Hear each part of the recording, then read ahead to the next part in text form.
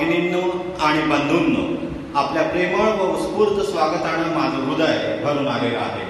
या स्वागताबद्दल मी जगातील सर्वात प्राचीन परंपरेच्या वतीने आपले आभार मानतो।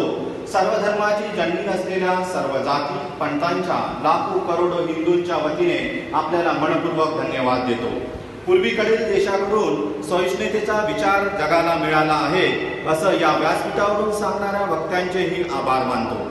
जगाला सहिष्णुता सर्वसमावेशकतेचा संदेश देणाऱ्या धर्माचा एक भाग म्हणून मला याचा अभिमान आहे। आम्ही केवळ सर्वसमावेशकता आणि सहिष्णुतेचा विश्वास ठेवतो असे नाही, तर जगातील प्रत्येक धर्माचा सत्य म्हणून स्वीकार करतो।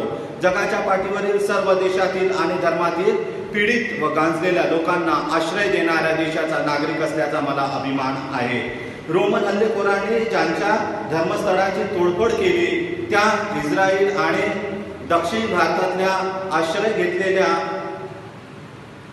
घेतला होता, त्या सर्वांच्या स्मृती आम्ही आमच्या हृदयात आजही जपून ठेवलेल्या आहे।